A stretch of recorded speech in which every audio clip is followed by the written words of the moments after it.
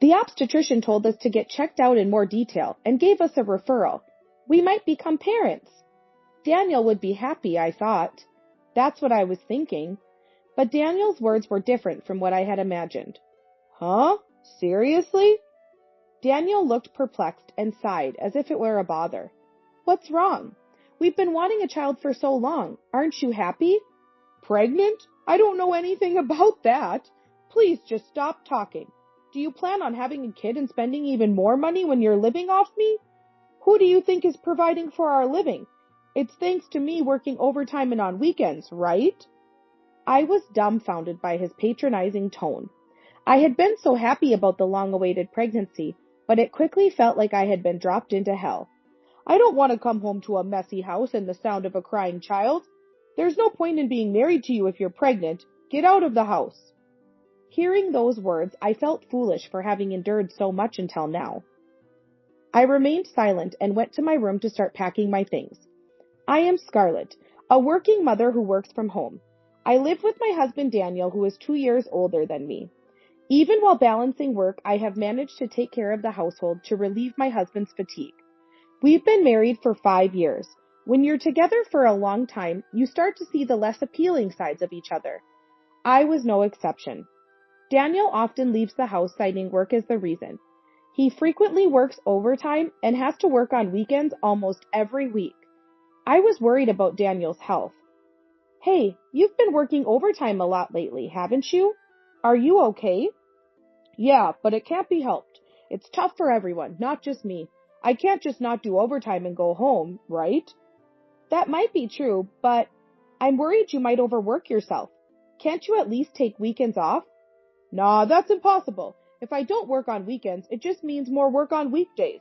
It's better to get things done when other companies are off, right?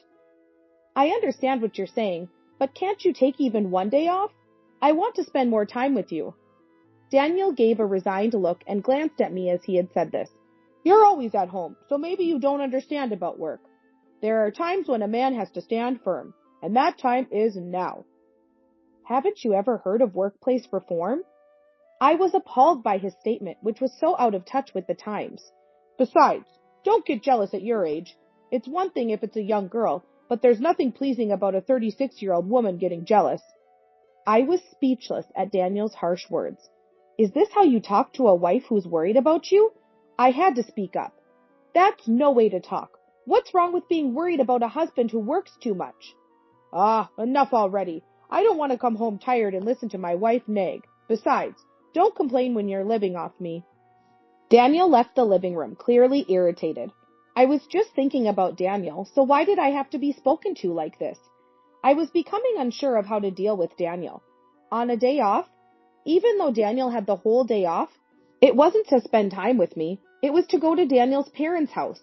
Daniel's parents lived about a 30-minute drive away.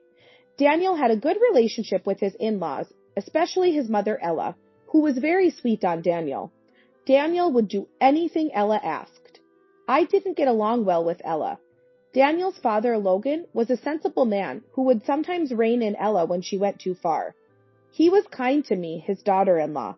However, Logan was a busy company president and often away from home. Daniel worked for the company Logan ran. Oh, Daniel, welcome back. Come on in.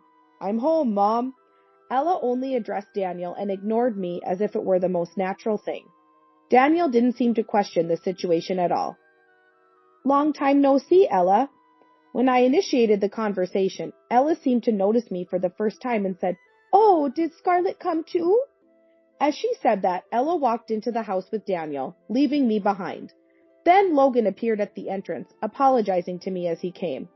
I'm sorry, Scarlett. It's good to see you. Come in. It's been a while, Logan. Thanks for having me. Watching Daniel and Ella chatting on the sofa in the living room, Logan scolded them. Why did you two go ahead and leave Scarlett behind? It's only proper to show her in together. Well, I did call out. She could have just come in on her own. It's not right to just walk into your husband's family home on your own. We invited her, so we should be considerate. You should understand, being a wife yourself. Dad, don't be so hard on Mom. She was just happy to see me back. Maybe she just got a little carried away. I can't understand being so overjoyed just because an adult son comes home once in a while. Logan shook his head and apologized to me again. However, Daniel and Ella looked as if they didn't understand what they did wrong, and ultimately, they didn't apologize to me. As I was about to sit on the sofa, Ella called out to me, with a smile that was unsettlingly pleasant. "Scarlett, could you help me make some coffee?" "Sure." I followed Ella to the kitchen. As soon as we were alone, the smile disappeared from Ella's face, and she spoke to me in a low voice. "Come on, hurry up and make the coffee, and make sure you prepare the cookies properly." Whenever I visited my in-laws, Ella would push household chores onto me, especially when Logan wasn't looking. She knew she'd be scolded by Logan if he found out she was making me do all the work. Such a cunning person. But this was nothing new to me. I was used to it by now. While I prepared the coffee, Ella continued to criticize me nonstop. My clumsiness, the cookies not being to her taste, my unfortunate-looking face. She would list these complaints and finally conclude with, "Really? I wonder why Daniel married someone like you." It's astonishing how she can tirelessly complain about me every time. At first, I was shocked by every comment, but after 5 years of the same, I seem to have become numb to it. For minor things, I just apologize with a simple, "I'm sorry," and let it go in one ear and out the other. Perhaps my lack of reaction was boring for Ella, as she continued her tirade against me. "It's been 5 years since you got married and you still don't have children. Could it be that you're infertile?" My body tensed up instantly. This was something I had always been sensitive about. I had wanted children since the beginning of my marriage. Her blunt mention of such a delicate topic made me struggle to contain my anger. Noticing my reaction, Ella seemed to decide to press the issue further. "Daniel is our only son. Isn't it the wife's duty to produce an heir? Don't you even understand that?" "Well, I do want children, but children are a blessing, and I don't want to hear excuses. If you can't fulfill your duty as a wife, you're not fit to be Daniel's wife. You might as well get a divorce."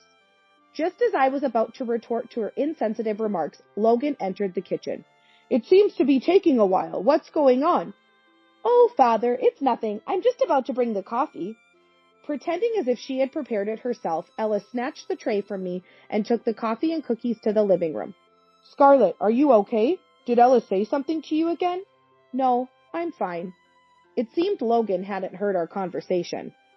The thought of bringing it up again was too painful for me. I answered Logan with a forced smile, suppressing my anger. As if nothing had happened, Ella was chatting amiably with Daniel. The coffee I drank while looking at Ella's face tasted like nothing. I wanted to leave as soon as possible. That thought kept running through my mind. Months had passed since that visit to my in-laws. Daniel was still bogged down with overtime and working weekends.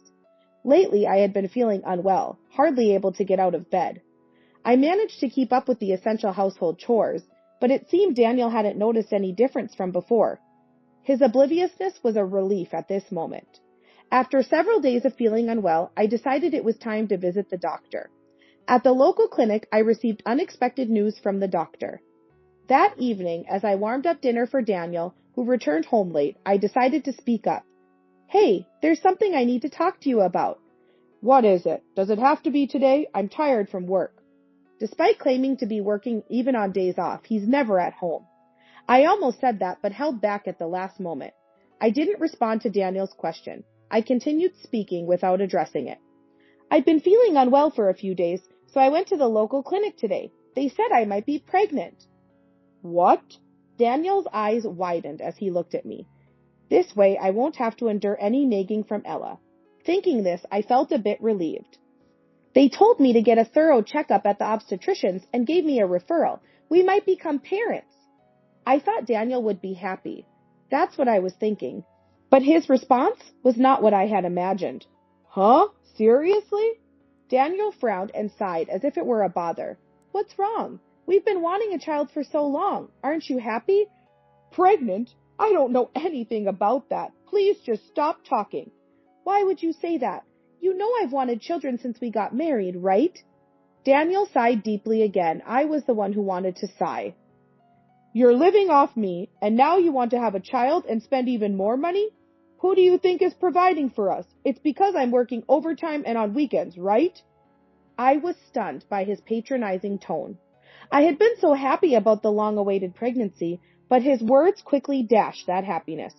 I don't want to come home to a messy house and the sound of a crying child. There's no point in being married to you if you're pregnant. Get out of the house. Hearing those words made all the patience I had maintained until then feel foolish. I remained silent and went to my room to start packing my things. After that, I moved quickly. I found a place to move into, arranged for movers, and sent all my belongings to the new home. Within a week, I had completed the move, left the divorce papers I had filled out, and left the house. The next day, I received a message from Daniel saying he had filed the divorce papers. All the time I had spent enduring felt wasted. The 5 years of marriage ended just like that. About 6 months after the divorce, Daniel called me. I was at work and didn't notice until later, but there were over 20 missed calls from him just in the morning. There had been a few calls from him every few weeks before, but I had no desire to talk to someone I had divorced and had ignored them. However, this many missed calls was unprecedented. It might have been an emergency, I thought, and decided to call Daniel back. He answered after just one ring. "You finally picked up. You're late." The first thing I heard when he answered was Daniel shouting. I regretted calling back immediately. "What the hell do you think you're doing?" "What do you mean? I don't understand what you're talking about." "Don't lie. It's about the rent. I got a call saying it's been half a year of unpaid rent. And the utilities, too. What's going on?" His absurd accusation almost made me laugh. This wasn't something you discuss with an ex-spouse. If you're getting notices, just pay them. Why are you calling me about this? "It was supposed to be deducted from my account all this time, right? Why did you change the account as soon as you left? Such harassment. You really have a terrible personality." Of course. I made it so it couldn't be deducted from that account anymore. Why should I pay for rent and utilities for a house I don't even live in anymore? There was silence on the other end of the phone. Daniel was probably filled with question marks in his head by my unexpected response. "Huh? Did you just say you were the one paying for our living expenses?" Daniel finally started talking in a condescending tone. "Don't joke around. I was the one providing for you. There's no way you could afford that." "What are you talking about? Thinking you were providing for me is a huge misunderstanding. Your salary alone couldn't possibly support the both of us living as adults." "Huh? What are you saying? I'm the son of the president. My income is obviously high." High income just because he's the president's son? What kind of logic is that? It was time to confront him with reality. "Have you ever looked at your own payslip? Why don't you check it right now? Then we'll talk." Daniel seemed to be getting irritated with my rebuttals. He said he'd check and seemed to go look for his payslip.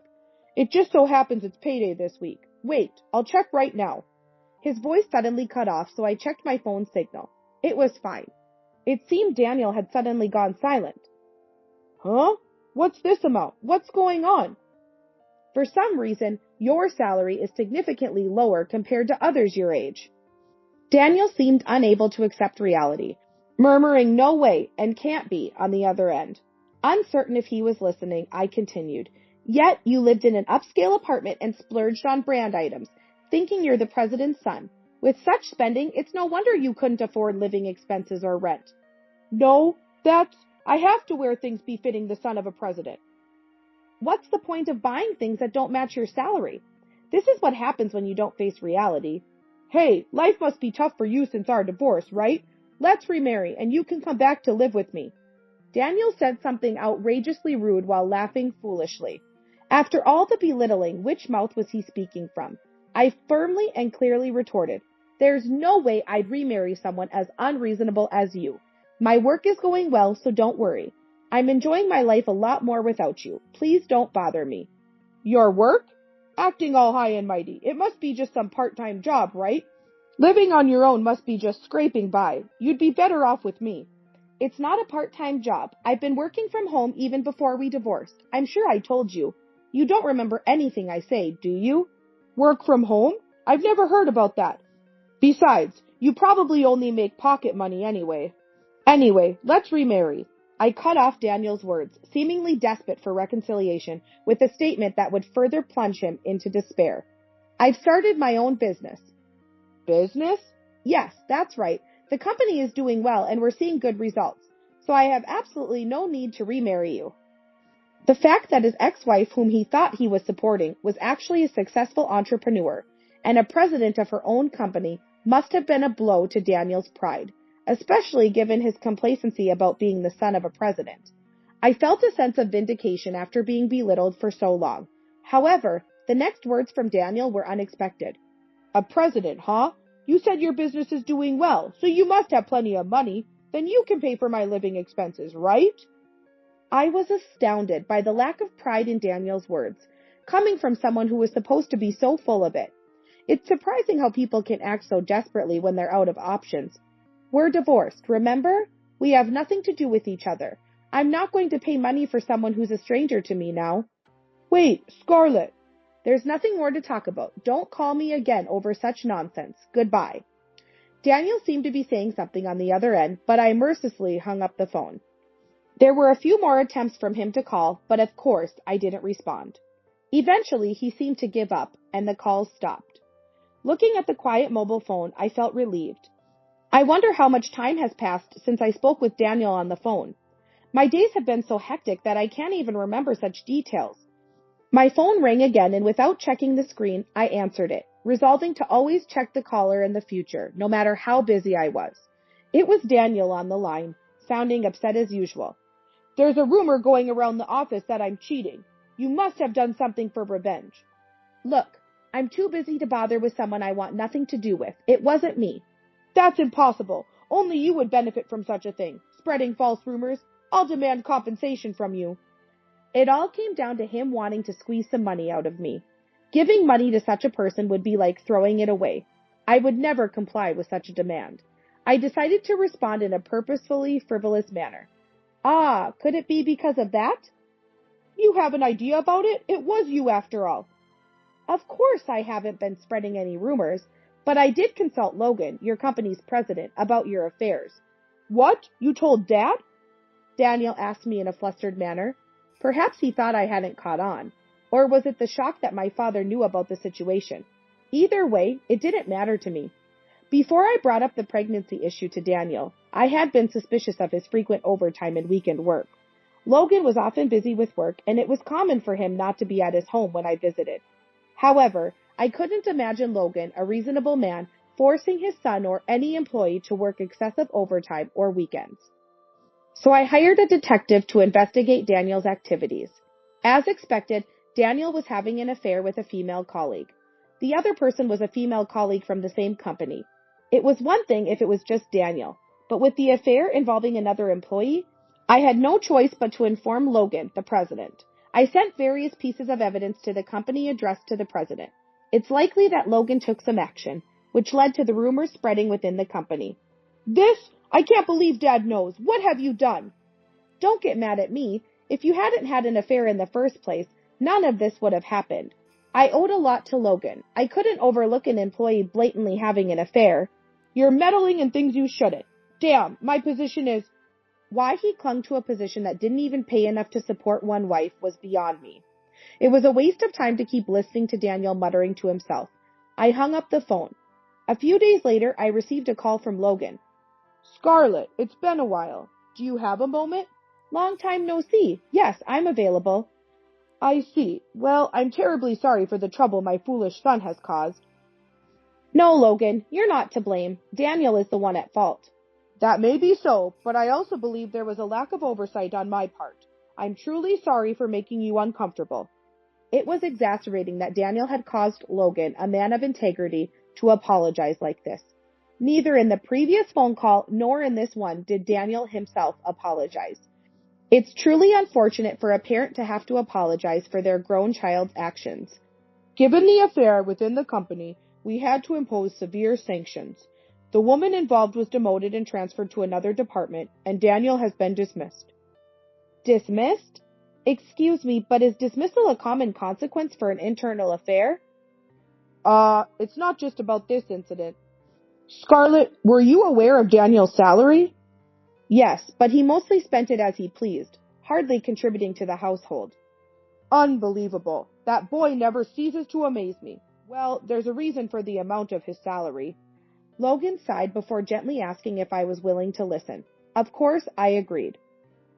The thing is, he strutted around using the fact that he was the president's son, but hardly did any work.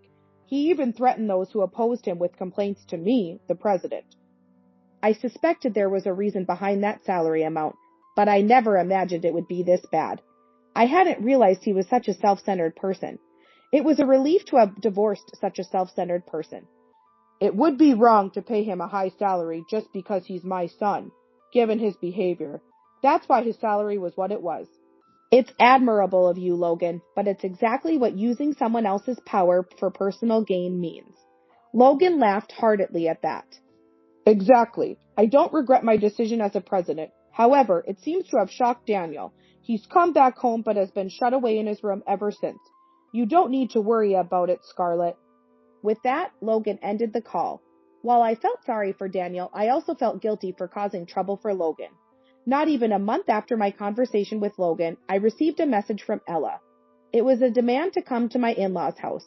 The message was terse. To me, my in-laws' house felt like enemy territory. I wanted to avoid it if at all possible. However, there were things I wanted to discuss directly with Ella. After contacting Logan, he assured me he would be home, so I decided to visit my in-laws. Oh, you came. Ella opened the entrance door with a blank expression, not bothering to welcome me in, but instead quickly retreated into the house herself. As usual, he didn't invite me in, but hurried into the room by himself. When I was his wife, such behavior puzzled me, but now there's no need for me to gauge Ella's mood. Following Ella, I entered the house. In the living room, only Ella was present, with Logan nowhere to be seen. Is it just you here? Yes, I sent my husband out for groceries. Daniel won't come out of his room because of you. Poor thing. Without offering me any coffee, Ella seated herself on the sofa, merely glancing at me. She knew that if Logan were here, he wouldn't tolerate her treating me disrespectfully. She must have sent Logan away on purpose. Always the cunning one. I sat down on a dining chair a bit away from her. Why did you call me here? Ella frowned at my direct approach. Likely annoyed at being forced to follow my lead in the conversation. It's simple, Scarlett. Remarry Daniel. Stunned by these unexpected words from Ella, whom I thought despised me. I wondered what her reasoning could be for wanting her son to remarry someone she disliked. No, there is no chance of reconciliation with Mr. Daniel. Moreover, I don't believe this is a matter for you to discuss. But look at what you've done to Daniel. He's so distraught he can't even leave his room, let alone the house. You should take responsibility for that. Whether Daniel had misrepresented the facts or Ella had misconstrued them was irrelevant. The truth was entirely different. Daniel betrayed me first. He threw me out when I mentioned I might be pregnant and had an affair with a woman from his company. That's unforgivable. Ella reacted to something I said. Her expression was as if she had an aha moment. Exactly. You're pregnant, aren't you? Do you intend to let your child live a life without a father? It's better for a child to have both parents together. No, that's not necessary. When I firmly refused, Ella's face turned red, and she slammed her hand on the table. What's with you? Defiant and insolent since you got here. A wife should listen to her mother-in-law. Ella screamed in a shrill voice that hurt my ears. A man like that isn't worth my time, and for the record, I'm not pregnant. What? Ella's expression became a mix of confusion and sadness when she heard I wasn't pregnant. What do you mean? Weren't you told at the hospital that you were pregnant? That's what Daniel said. The clinic I went to wasn't an obstetrics and gynecology specialist, so they gave me a referral to get a detailed examination. It turned out to be just a health issue, not a pregnancy. I see. Ella's face fell into complete despair. She must have been planning to use the child as a reason to push for a reconciliation with Daniel. Such naive thinking. I wouldn't want to raise a child with someone who couldn't even be happy about a pregnancy. So there's no need to worry about the child's father. I won't be remarrying Daniel. What? What do you mean? Do you no longer care about Daniel? Don't you feel sorry for him? I feel nothing for him. He's a stranger to me now. Ella lunged at me. I was struck. That's when Logan intervened. What are you doing? Logan had returned from shopping and stepped between Ella and me. But Logan, she's terrible. She won't even try to help Daniel. She only cares about herself. What a cruel person. The one who acted dishonorably first was Daniel. How many times do I have to say it? You lose sight of everything when it comes to Daniel and act recklessly. That's your problem. Enough is enough. Ella burst into tears as if her emotions had exploded. Her blind maternal love had created a codependent relationship between Daniel and her. Even after Daniel became independent, moved out, and started his own family, they couldn't let go of their distorted affection for each other. I felt pity for them. Logan, Ella, I'm here today to tell you directly that I will be filing for compensation against Daniel and his affair partner in the divorce court. Ella continued to scream at me, but her voice was choked with tears, making it hard to understand her words. It was undoubtedly more abuse directed at me. Yes, that's right. Of course. Please proceed with that. I'll cover Daniel's part and promise to pay in full up front. After that, I'll ensure he repays me. I won't let his mother interfere, so you can rest assured. Logan remained my ally to the end. Ella continued to rant incoherently. When Logan thundered, "If you continue to spoil Daniel, I'll consider divorce. Change your ways." Ella finally bowed her head in silence. Despite all the commotion, Daniel never showed his face. Later, through my lawyer, I filed for compensation against Daniel and his affair partner in the divorce court. Both were paid in full. According to Logan, Daniel started working part-time and has been repaying him a fixed amount every month. I've threatened to transfer the debt if he's ever late, so there haven't been any delays so far. Logan said this with a laugh. It seems Ella tried to work and give the money to Logan out of pity for Daniel, but Logan's threat of divorce made her behave. Both Daniel and Ella need to reconsider their actions. While Logan's ordeal is immeasurable, I hope they come to possess a sense of common decency like Logan. As for me, work is going well, and I continue to lead a busy life. Having Logan, a seasoned president, as a sounding board for business matters has been incredibly reassuring. For now, I plan to enjoy a carefree single life to the fullest.